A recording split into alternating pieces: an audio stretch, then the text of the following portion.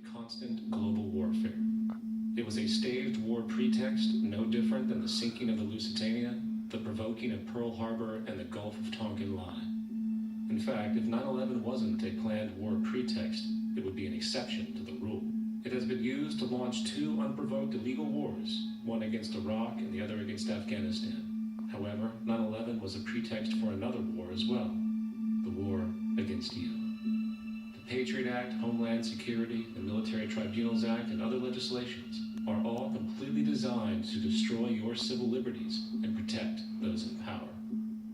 Currently in the United States, unannounced to most Americans, your home can be searched without a warrant, without you being home.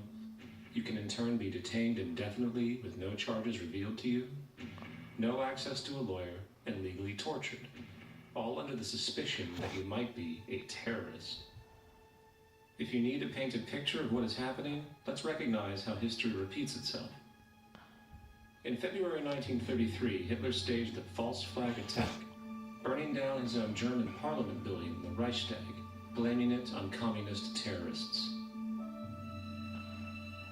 Within the next few weeks, he passed the Enabling Act, which completely eradicated the German Constitution, destroying people's liberties. He then led a series of preemptive wars, all justified as necessary to maintaining homeland security.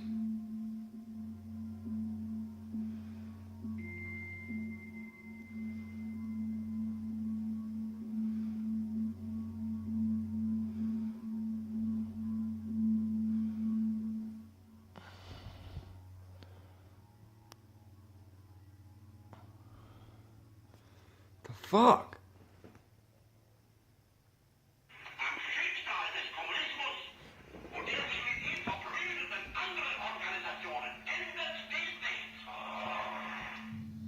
Our enemy is a radical network of terrorists and every government that supports them.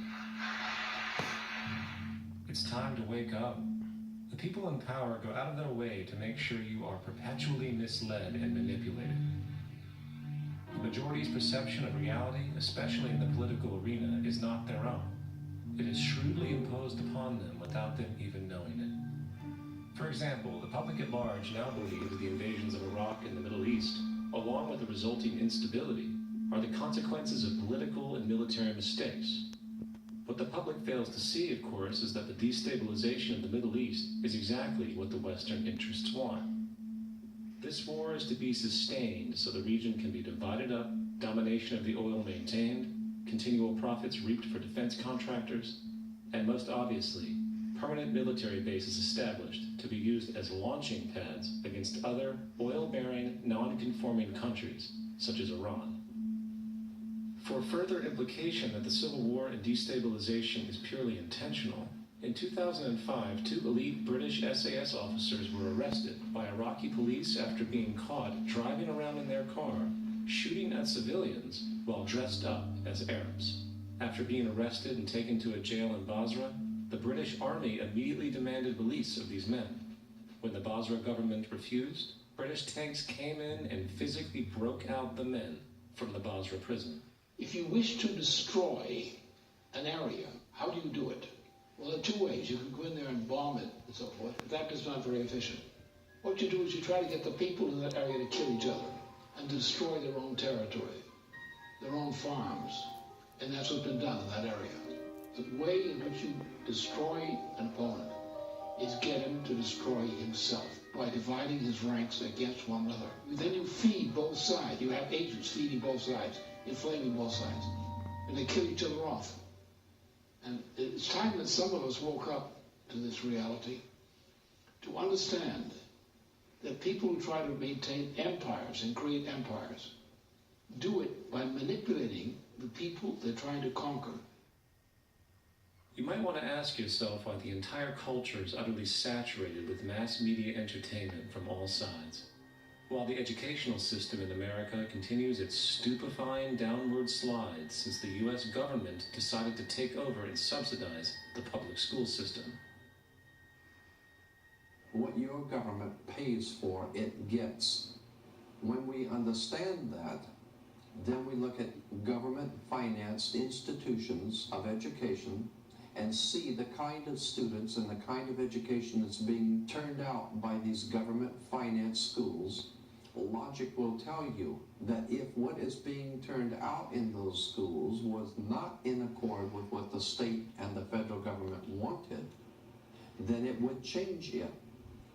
The bottom line is that the government is getting what they have ordered. They do not want your children to be educated. They do not want you to think too much. That is why our country and our world has become so proliferated with entertainments, mass media, television shows, amusement parks, drugs, alcohol, and every kind of entertainment to keep the human mind entertained so that you don't get in the way of important people by doing too much thinking. You had better wake up and understand that there are people who are guiding your life and you don't even know it. We're in a lot of trouble because you people and 62 million other Americans are listening to me right now because less than 3% of you people read books. Because less than 15% of you read newspapers. Because the only truth you know is what you get over this tube. Right now, there is an entire generation that never knew anything that didn't come out of this tube. This tube is the gospel, the ultimate revelation.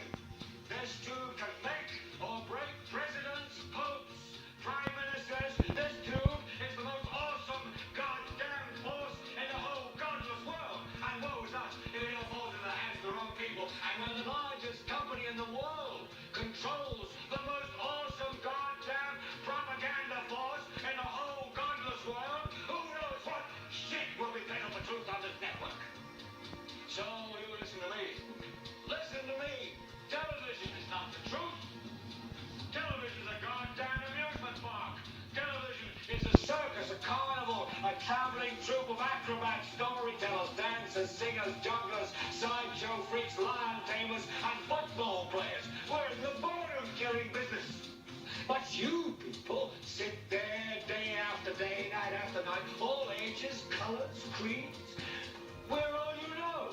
You're beginning to believe the illusions we're spinning here. You're beginning to think that the tube is reality and that your own lives are unreal. You do whatever the tube tells you. You dress like the tube. You eat like the tube. You raise your children like the tube. You even think like the tube. This is mass madness, you maniacs. In God's name, you people are the real thing. We are the illusion. Wake up, people. Start using your minds. Last